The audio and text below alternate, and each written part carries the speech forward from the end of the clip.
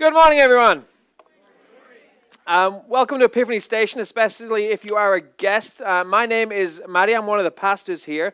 And I want to let you know a couple of things before we kick into our conversation today. The first is that you were handed a program as you walked in. It looks a little bit like this. And this program has a couple of functions. The first is so you can kind of track along with the messages we have our conversation today. And on the inside is a place where you can take notes if anything particular stands out to you. But also in here we have something called the connection card. It's a tearaway piece of paper that really is the number one way for you to communicate with Epiphany Station, with its leadership, one of its staff, whatever that might be. And you can use this to let us know absolutely anything, from just what your thoughts are on your experience today, or if something stood out to you, all the way up to if you're ready to have a conversation about something to do with your spiritual journey. Maybe you've got prayer requests or care requests, you can let us know via this. The second thing I want to let you know, especially again if you're a guest, is if you have anxiety or you're concerned about what's going to happen if we try and take any sort of financial offering at all, I just want to let you know that the way that we view giving here at Epiphany Station is it's an opportunity. To give God our talents or our time or our energy or our money is a gift in of itself. But if you don't feel that way, that's totally cool. And that's one of the reasons that we don't pass a plate to take any sort of offering from you guys. Instead, people who want to support the mission or want to give their gift to God here can do in one of three ways. We have two red boxes near the back of the room, near the entrance as you leave today. You can use those for cash or check or anything like that. We have a card reader on a tablet out by the Next Step station in the foyer, and you can always choose to give online if you wish. And third and final thing is all of our teaching series at Epiphany Station are ongoing conversations. So from the very beginning, from the first week all the way to the last, they build upon one another. And I tell you this so that if you've missed any of the messages in this series or any other, or you think you will in the next couple of months, you can go to epiphanystation.com, and under the Watch tab, you'll find everything recorded. You can either do audio and video, and that way you can stay kind of up to date with what we're talking about. Now this series is no different. What we're really seeking to do here is have a kind of frank, bold conversation and to ask how God dare do some of the things that he does, how he dare say some of the things and claim some of the things that he does. And the way that we're doing that is each week we're walking through 10 of the biggest claims God has ever made, in that he claims to tell us what to do in the 10 Commandments. 10 Commandments, a very famous chunk of the Bible, where basically God lays out, this is what a relationship with me would look like. But also in there, we get to learn a little about who he is. So last week, we touched on this first commandment where God said, don't have any other gods before me. And we had this conversation about what that really means. And this week, it's kind of like commandment 1b. Even though it's commandment number 2, it's really an immediate follow-on from that, which would be why it'd be good to go back and listen to last week's conversation. But this week, we're going to learn a couple of things as we look at the second commandment in the Bible. We're going to look at what it means to actually have nothing ahead of God and nothing up front and getting more love and attention than he does. But we're also going to learn more about God's character and why he has such this weird, desperate affection for us and why he calls us his prized possession. Because as we talked last week, God's desire for any type of relationship with us is full on. It's not half-hearted, it's not lukewarm, it's all or nothing. And this week we're going to talk about how he views and what he views as the greatest thing he's ever made. So we're going to jump into the Bible here. If you don't have one, that's okay. All of the text is going to be on the screen behind me. But we're going to jump into Exodus 20, starting in verse 1 as kind of like a recap of where the commandments begin. So it says in verse 1, Then God gave the people all these instructions. He said, I am the Lord your God who rescued you from the land of Egypt, the place of your slavery. Commandment 1, you must not have any other God but me. And then commandment 2, you must not make for yourself an idol of any kind or an image of anything in the heavens or the earth or in the sea. You must not bow down to them or worship them. For I, the Lord your God, am a jealous God who will not tolerate your affection for any other gods. I lay the sins of the parents upon their children. The entire family is affected. Even children in the third and fourth generation of those who reject me. But I lavish unfailing love for 1,000 generations on those who love me and obey my commands.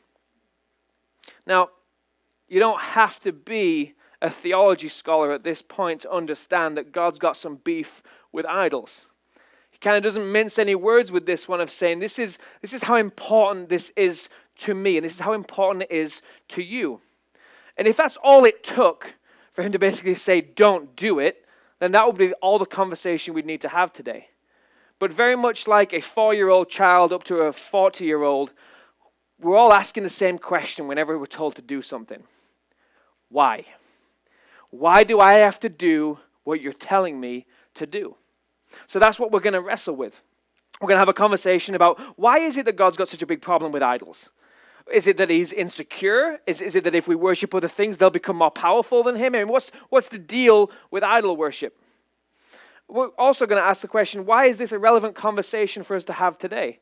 It's not like we're going home, carving out pictures of elephants and laying down in worship to them. That's not what I do. I don't know, you guys. But it's not this idea of carving out images and bowing down in worship to them. That's not particularly relevant today. So maybe we could just skip this conversation and move on to something like, murder or stealing, or the fact that we shouldn't walk around fixing our eyes on other people's donkeys. Eyes up, ladies and gentlemen. But really the big question we're going to ask today is, how dare he? Honestly and really respectfully, how dare God claim to be the only thing worthy of worship? The only thing that we should give any affection or any attention to, because that's exactly what he's doing here. You see, in the first commandment, God basically said, look, there are other gods out there, and they don't deserve you. In his second commandment, what he's inferring is, there are other things out there that you could worship, but I deserve your worship. And that's a pretty bold claim to make. Because you see, these commandments, they're not just in of themselves, just this is what you must do. They are backed and they are based on claims that God is making about himself. And the commandment that basically he gives, this second commandment, is based on the claim that he is God and that he created everything. That's the foundation, that's the backbone of saying, hey, I deserve and I'm going to claim your love and your worship because I gave you everything. Now, if that's true, just walk with me for a second. If that's true, and he did, it then starts to become more obvious. It starts to make more sense why he would take issue with anything else potentially taking love from him, potentially receiving more worship than he does. Because if we can, just for a second, if we can just try and imagine, if this is all true, if God did create everything, try and imagine the scenario in which he gives life. He creates you, stitches you together, allows you to be born, and then from that point forth is responsible for sustaining and developing and growing you. He's the reason you've ever received love from any other person. He's the reason that you've ever received food or water and education and fun and pleasure and all these things. And then all of a sudden, we decide that we're going to worship one of the other billion things that he made. We're going to not worship him. We're not going to love him for what he's done, but we're going to love the things that he's done for us instead. Now, to give us maybe a kind of a blip or a glimpse in what this might feel like, are any of you in the room parents? If you could raise your hand if you're a parent. Okay? Any of you a child of someone? Perfect. No weird science babies in here today. So we can put ourselves, or try to put ourselves in the shoes of what a parent goes through, and a lot of parents go through. Parents make a baby, and we won't go into the details of that, and they don't really need any praise for that. That's for them. They make a baby. This baby is made, and it's birthed, and it's immediately gross. And parents have to take care of baby, and clean baby, and feed baby, and then they have to bandage up little Johnny when he gets hurt, and comfort little Susie, and then you have to give them education, and then food, and love, and comfort, and protection. And you do all this, and then one day, all of a sudden, your opinion means less to them than what the other girl said at school today. And all of a sudden, the love you have for them pales in comparison to their first crush. All of a sudden, you turn around and your kids, it appears, have forgotten you. They've moved away. They got married. They started work. And what we get there in that is just a glimpse of the pain. of being the sole provider, the greatest carer, the greatest protector and lover of this human being, and then all of a sudden, your position is usurped. All of a sudden, you're forgotten. All of a sudden, you're forsaken. All of a sudden, you've been supplanted and left in the dust. That's what this commandment is trying to highlight and trying to speak towards. That kind of pain, that kind of anguish. And that's why idols are a big deal to God. Not because he's insecure, not because he fears competition, but because of the damage and destruction that they cause between potentially the greatest relationship you'll ever have in your life with your Creator. They get in the way. They break the link and the chain because they start to receive all of your affection and love. And what's screwy about this is idols in of themselves, everything that could ever potentially be an idol to us, things that we just absolutely love and adore and get all our time and energy and effort and money, whatever it might be, they actually had a good purpose to begin with. If we jump into Romans 1:20, God says, "For ever since the world was created, forever, people have seen the earth and the sky. Through everything God made, they can clearly see his invisible qualities, his eternal power and divine nature. So they have no excuse for not knowing God." Everything that has ever been twisted into an idol, everything that's ever been carved out of wood, everything that's been made out of stone, everything that's ever getting more love from us than what God is getting, actually was created with the purpose of pointing us to him. And that's what's so jacked up about it, is everything created, everything that you've ever laid eyes on and you thought, that's beautiful. Whether it be a person, whether it be a landscape, whether it be somebody's picture of their food on Twitter, whatever it might be, and you think, that's beautiful. All those things that you find beauty in were created to point you towards what is more beautiful. And every time you've ever seen something that is just raw power, or every time you've ever heard absolute wisdom, anything that's got these kind of qualities, where you've seen compassion or drive or peace, you've experienced pleasure or fun, or you've just been overwhelmed in awe at immensity of things, all those things that we could choose to adore and worship were created to point us and to show the invisible qualities of God. The things that exist, the things that are him, he made visible through these things that we could see. So that there would be potential for us to trigger and see exactly who our Creator is. All these things crafted for the purpose of getting us into relationship with God. That at the moment they're idolized, sever that relationship. So God has no time for it. He has no patience with it. He has no tolerance with it. This is why he says, I will not tolerate.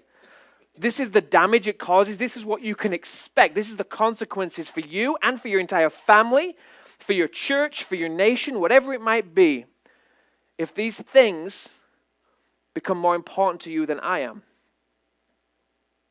See, we can live with this mentality that we can walk away from a provider, we can walk away from a creator, we can walk away from a protector, and we should reap no consequence. It is very similar to the attitude that 5-year-old child has, or 10-year-old child that says they're leaving home. And they pack their bag and they swing it over the shoulder. But the difference is most children realize their folly by Second Avenue. We, on the other hand, are a lot more stubborn. And we can kick and we can scream and we can whine and we can complain all the way in the wrong direction. And choose not to turn around for the sake of going our own way and worshiping whatever we want to worship. It's because of that threat that we have that potential to do that free will to do that God gives all these pointers. All these things that are created. So this 3-pound brain of yours, some are smaller, some are bigger, 3-pound brain of yours would one day be able to see, oh my goodness, this is what he's been trying to show me. He gives all these pointers so we'd understand how big he is. How big he is, how majestic he is, how beautiful he is. And not just so we'd understand it, so that in understanding that, we would understand how big the offer of relationship with him is. God of all the universe, relationship with you. That's why all these pointers were given, so we would understand the offer better and better. When it comes to the commandments, when it comes to the Bible, quite frankly, when it comes to this conversation, it's going to boil out one way or the other for you today. And if someone next to you is asleep, this is the point to nudge them, or if you're planning on going to sleep, just give me 5 minutes. Because this is the crux. Either God is your creator, and therefore, if he is your creator, he gets to lavish love upon you, and he has provided you every good thing, and therefore, he gets our love and worship in return. If he is this creator, then he gets to lay claim to his kids. No longer from our perspective of him being arrogant or trying to enforce some sort of tyranny, but in fact what we would actually expect from every father: to own their kids, to care for their kids, to protect their kids, to love their kids. It's either that or it's this. And if it's this, then he is not. If he is not creator, then he's not God and he can't provide. And if he can't provide, then we should not worship him. Our conversation boils down to this: is you decide whether he is or whether he is not. Every week at Epiphany Station we have next steps. Things that we want to challenge every single one of us, including the leadership and everyone else, to wrestle with as we go about our week. The first one is to ask a question. Because we've asked the question, how dare God claim us? We've answered that, because he claims to have created us. The question now is, will I own that I'm created? It's the big question. Am I created? Am I created? In the first week, we answered the question, do I want a relationship with him this week? Did he create me? Am I a creation out of no credit that I have deposited? Because of no other reason than he wanted to love me, did he create me? Am I destined to be one of his kids? Am I destined to have a relationship with him and to live in glory with him for eternity? Or am I not? If I am not, what am I? Am I an accident? Am I just the consequence of luck and circumstance? And therefore, can I relate to the fact that my life is seemingly purposeless and I am a meaningless happenstance in all creation? See, this is what God's commands do. They don't just tell you what to do, they pose a question for you. And the question that is posed is based on everything you've ever seen. If you're 20, if you're 80, everything you've seen, all of the things that you've seen with your eyes and you've tasted and you've touched, everything that is invisible to you, everything that you've felt, are you created? Of the message that God has been trying to deliver to you for your entire life, that he's your dad, that he's your creator, can you own that? And that's where we get to our second next step, is we answer that question. You choose one way or the other today and every day of your life, for the first time or to remember it. Am I created? Because the answer changes everything else. And the answer changes the big question that God poses with this commandment is, who's getting your worship? Who's getting your love? Who's going to get your devotion? You're going to put it somewhere because it's built in. It's part of who we are, to look up to things and to adore things. So who's going to get it? Are we going to look to those who have put themselves just a little bit above normalcy, and are we going to worship them? Are we going to see things in the world that we walk around in that are beautiful and worship them? Or are we going to dare to gaze a little bit further? Are we going to dare gaze a little bit past what we can see with our eyes, and that these things might in fact just be pointers to the answer to the greatest question you could ever ask? If you're willing to do that, if you dare do that, looking further and will define your entire future. What we find in Romans 8:28 and 30 is reference to what it means when we are ready to own our creation, ready to own God's ownership of us. In Romans 8:28 starts out and Paul says, we know that God causes everything. So this is for people who are ready to answer this question with yes. We know God causes everything to work together for the good of those who love God and are called according to his purpose for them. For God knew his people in advance, and he chose them to become like his son, so that his son would be the firstborn among brothers and sisters. And having chosen them, he called them to come to him. And having called them, he gave them right standing with himself. And having given them right standing, he gave them his glory. If you're not created, none of this means anything to you. And your search for purpose and meaning in life, you're not going to find it here. If you are created, then all of a sudden, the things that make you, you, the nuts and the bolts and then the sum of the parts, you are so much more. You're more than the oxygen that you breathe. You're more than the carbon that makes up your bones. And you're more than the hydrogen, nitrogen, calcium, phosphorus, potassium, sulfur, sodium, chlorine, magnesium, and 15 other trace elements that make up your body. You were not put together by accident anymore. All of a sudden, you are the created, intentionally crafted, purposeful daughter of God. You are the stitched together, life-designed, planned out, everything working together for the good of you, son of God. If we own his right to claim us as creator, if we own that, then the promise of Romans 28, his promise of giving us purpose, is ours to take. That we are created, that we are called, that we are loved, that we are children of God, if he did. And if he did, our response is simple. If he did, our response is clear. We worship. And we don't worship many things, and we don't worship creative things. We worship the one who's been putting all this in front of us to tell us about himself. When God calls you one of his kids and you own that you're one of his kids, that's enough. God loves you for that. Loves you for being part of the family. And the moment that he does that, that's when we choose to respond in worship by letting go of the things that take our affection from him. All of the things we learn to put aside or to see them for what they are. And when we look upon something that is absolutely beautiful, we remember why it's beautiful. And when we see power, we recognize it's just a glimpse of power.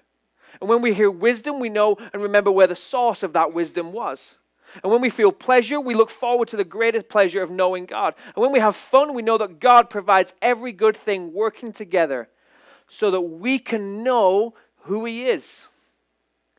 So we can understand who he is, so we can just love him for that. So we can get over this idea that we love God if he gives us what we want. And we love God if we have these toys and we have these things that we can have fun with. Instead, we just love him for who he is. And that's the beginning of knowing how to love God. That's where we truly, authentically, genuinely love God, is being love him for who he is, for his character, and for what he's already done, not what he might do. And it's based in that when we know who we are, we know who he is, that we can really love people better and better. And we choose to worship him more with our time.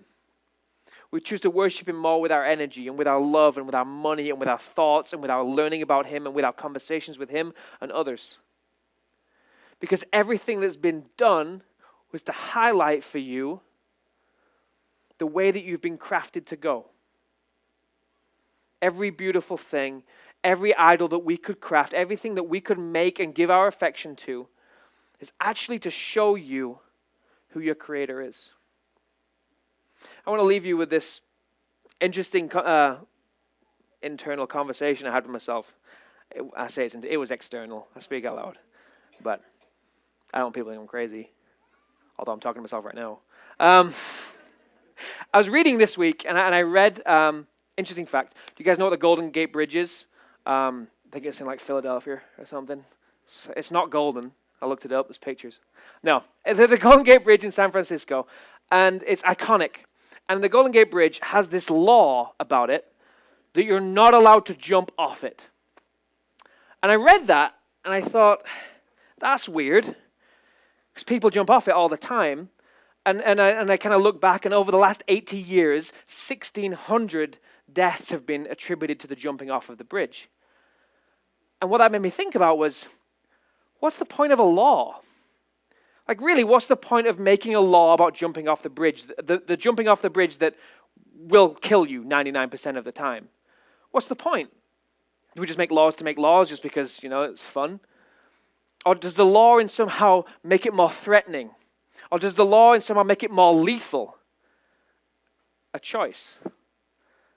And it got me to thinking that the reason this law probably exists is so that people are really clear that you'll be tempted to be stopped if you try and do it. It's almost like it's another hurdle. It's some way of saying, hey, people, if you do this, you will be lost. Don't do it.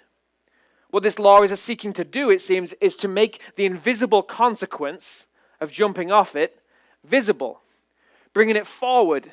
So there's almost a roadblock, so there's almost a hurdle, so there's almost something saying, another thing that says, do not do what you are thinking to do. And it got me thinking about how we view God's commands. And how we view it. Does God make, a lot of people think and grow up and go through their entire lives thinking God makes laws just to make laws. It's got to fill a whole book. May as well just start going for it. And what is it about these laws? Why does he do it? Is he doing it just to make life more difficult? Or is he doing it just to threaten us? Or does he use this language just to scare us? Or is he seeking through the commandments, through his entire word, is he seeking to highlight that which is already real? Is he seeking to make visible that which is invisible to us? You think about the commandment. The second commandment is, you must have no relationship greater than between you and your God. Have no other greater relationship than that. And that's not making anything new. It's highlighting what already exists. Because the truth that it highlights is, you can have no greater relationship than that with your God. There is nothing greater for you to have. And it simply brings out of the dark and from the invisible to the visible to tell you, this is how life was set in play for you. Let me tell you how you can make most of it. And in light of knowing this, it being highlighted so we can see it, maybe for the first time, maybe we just need to be reminded that in light of this, there are consequences to whether we do or we don't. Whether we choose him or we choose any of the other billions of things that we can find. That there are consequences not just to us, but to our family. That really what this commandment is doing is giving you another direction. Giving you a chance to make a choice. And the real question is, what do we do with that? What do we do with this direction? What do we do with this commandment? What do we do with this offer of relationship? Because if we're willing to own our identity as being one of God's kids, to own our identity as being created, to own his identity as the only one worthy of worship, then we can come close. On his terms, we can start a relationship with the one who creates new life in people that were once dead, who creates freedom from addiction, who creates recovery, who creates health, the one who can create brand new things out of what seems to be the most broken, ugly, awful, evil things in the world. And that is the type of God that we get to worship. You guys, please pray with me. Father God, we thank you that you are willing to go as far as you do and have done to highlight for us what this world is about, what this life is about, that we get to worship you, that we get to have a relationship with you. Help us not to be caught up with all of the different beautiful things in the world, the things that might take our affection, the people that might take all of our affection, that we wouldn't seek to make someone happy, we wouldn't seek to own a thing. All we would seek to have is a relationship with you. God, I ask for those of us that are Christians, that do want to follow you, do want to love God, that we would not forget this, that we would not forget it as we walk out the door. And for those of us sitting on the fence, that you would just trigger these pointers for them. The things that they own, the relationships that they have, the things they get to experience, that these would just trigger in for them what it means and why it's there as it points to you. I pray all these things in Jesus' name. Amen.